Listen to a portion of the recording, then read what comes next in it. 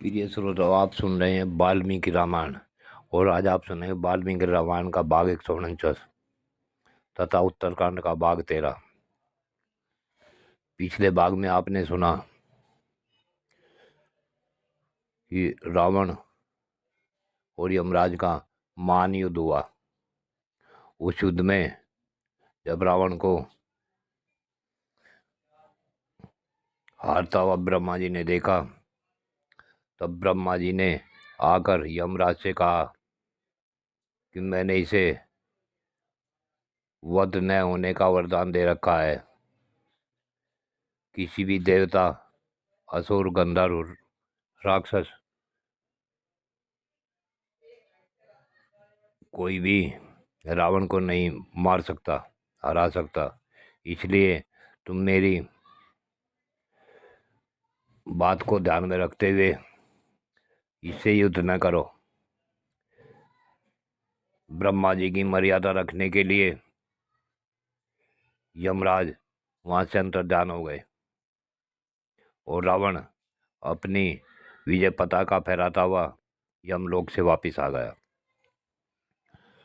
अब इससे आगे की कथा इस भाग 149 में सुने। अगस्त जी कहते हैं, रघुनंदन, जब रावण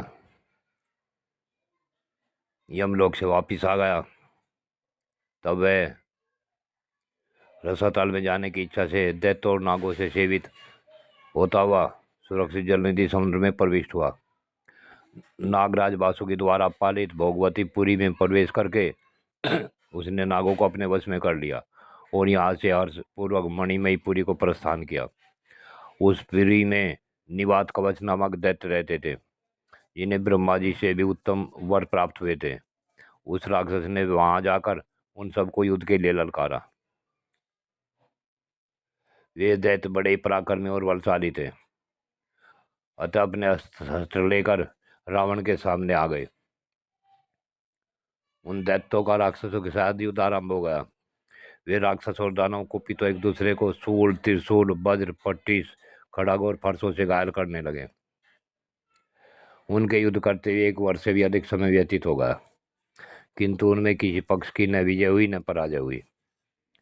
तब पितामह भगवान ब्रह्मा जी एक उत्तम विमान पर बैठकर वहां आए और पितामह ने निवात कवचों से उस युद्ध क्रम को रोक दिया और उनसे स्पष्ट शब्दों में यह बात कही कि दानवों, समस्त देवता और असुर मिलकर भी युद्ध में इस रावण को परास्त नहीं कर सकते। इसी तरह समस्त देवता और दानव एक साथ आक्रमण करे तो भी वे तुम लोगों का संहार नहीं कर सकते। तुम दोनों में वरदान जनित शक्ति एक सी है, इसलिए मुझे तो यह लगता है कि तुम लोगों के साथ इस राक्षस की मैत्री हो जाए। एक दूसरे के लिए समान होते, पृथक पृथक बटे नहीं रहते। निसंदेह ऐसी ही बात है। तब वहाँ रावण ने अग्नि को साक्षी बनाकर निवात कवचों के साथ मित्रता कर ली। इससे उनको बड़ी प्रसन्नता हुई। फिर निवात कवचों ने उचित आदर पाकर वह 1 वर्ष तक वहीं टिका रहा। उस स्थान पर दशानन को अपने नगर के समान ही प्रिय भोग प्राप्त हुए। उसने निवात कवचों से 100 प्रकार की मायाओं का ज्ञान प्राप्त किया। उसके बाद वह वरुण के नगर का पता लगाता हुआ रसातल में सब ओर घूमने लगा। वह घूमते घूमते अश्म नामक नगर में जा पहुंचा, जहाँ काल के नामक दानव निवास करते थे। काल के बड़े बलवान थे। रावण ने वहां उन सब का संहार करके शूर्पणखा के पति उत्कट बलशाली अपने बहनोई महाबली विद्युज जीव को, जो उस राक्षस को सरांगण में चाट जाना चाहता था, तलवार से काट डाला। उसे परास्त करके रावण ने 2 घड़ी में 400 दैत्यों को मौत के घाट उतार दिया। उसके पश्चात राक्षस राज ने वरुण का दिव्य भवन देखा, जो श्वेत बादलों के समान उज्ज्वल और कैलाश पर्वत के समान प्रकाशमान था। वहीं सुरभि नाम की गोंक भी खड़ी थी, जिसके थनों से दूध झर रहा था। कहते हैं सुरभि के ही दूध की धारा से अक्षीर सागर भरा हुआ है।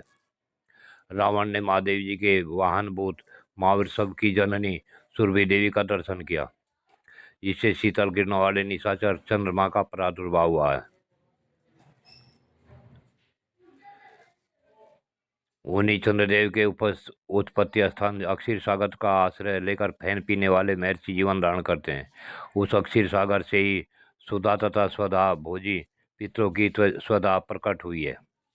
लोग में जिनको सुरभि नाम से पुकारा जाता है, उन परम अद्भुत गौ माता की परिक्रमा करके रावण ने नाना प्रकार की सेनाओं से सुरक्षित महाभयंकर वरुणालय में प्रवेश किया।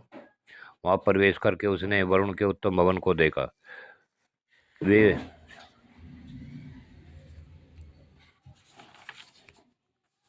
तदंतर वरुण के सेनापतियों ने समरभूमि में रावण पर प्रहार किया। फिर रावण ने भी उन सबको घायल करके वहां से योद्धाओं से कहा, तुम लोग राजा वरुण से शीघ्र जाकर मेरी ये बात कहो। राजन राक्षस राज रावण युद्ध के लिए आया है, आप चलकर उससे युद्ध कीजिए अथवा हाथ जोड़कर अपनी पराजय स्वीकार कर लीजिए, फिर आपको कोई भय नहीं रहेगा। इसी बीच में सूचना पाकर महात्मा वरुण के पुत्र और पौत्र क्रोध से भरे हुए निकले। उनके साथ गौ और पुष्कर नामक सेनाध्यक्ष भी थे।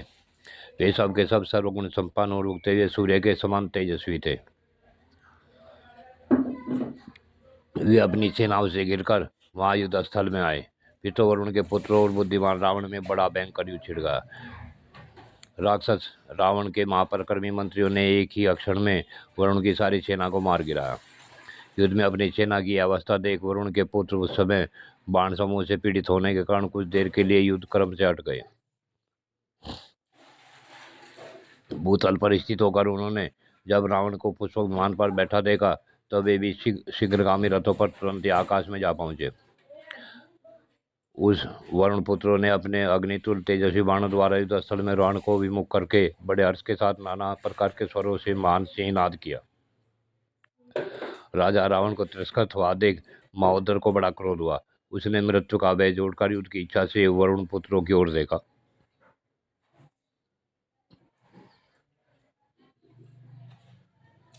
वरुण पुत्रों के योद्धाओं और घोड़ों को मारकर उन्हें रथहीन भुआ देख महोदर तुरंत ही जोर जोर से गर्जना करने लगा। महात्मा वरुण के वे सूरवीर पुत्र उन रथों को छोड़कर अपने ही प्रभाव से आकाश में खड़े हो गए। उन्हें तनिक भी व्यथा नहीं हुई। उन्होंने धनुषों पर प्रत्यंचा चढ़ाई और महोदर को अक्षत विहत करके एक साथ कुपित और रावण को घेर लिया। फिर वे अत्यंत कुपित हो किसी महान पर्वत पर जल की धारा गिराने वाले नेकों के समान धनुष से छूटे हुए वज्रतुल्य भयंकर सहायकों द्वारा रावण को विदीर्ण करने लगे। यह देख रावण अग्नि के समान रोष से प्रज्वलित हो उठा और वरुण पुत्रों के मरम स्थानों पर माग और बाणों की वर्षा करने लगा। उन अस्त्र शस्त्रों से घायल हुए पैदल वीर पुनः युद्ध के लिए आगे बढ़े, परंतु पैदल होने के कारण रावण की उस अस्त्र वर्षा से ही सहसा संकट में पड़कर बड़ी भारी कीचड़ में फंसे हुए 60 वर्ष के हाथी के समान कष्ट पाने लगे। वरुण के पुत्रों की दुखी एवं व्याकुल देख महाबली रावण महान मेघ के समान बड़े हर्ष से गर्जना करने लगा। फिर तो वे सभी वरुण पुत्र युद्ध से मुख हो पृथ्वी पर गिर पड़े। तत्पश्चात उनके सेवकों ने उन्हें रणभूमि से हटाकर शीघ्र ही घरों में पहुंचा दिया। तदंतर उन राक्षस ने वरुण के सेवकों से कहा, अब वरुण से जाकर कहो कि वे स्वयं युद्ध के लिए आवे।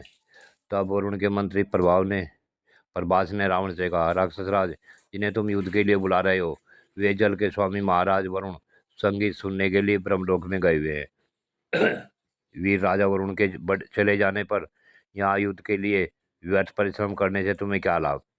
उनके जो वीर पुत्र वहाँ मौजूद थे वे तो तुमने परास्त ही कर दिए। मंत्री की बात सुन राक्षस रावण आपने नाम की घोषणा करके बड़े हर्ष से सिंहनाद करता हुआ वर्णालय से बाहर निकल आया। वह जिस मार्ग से आया था उसी मार्ग से लौटकर आकाश मार्ग से लंका की ओर चल दिया। जय शिव गोरख। प्रिय श्रोताओं, आज की कथा यहीं पूर्ण होती है। आगे की कथा अगले भाग में।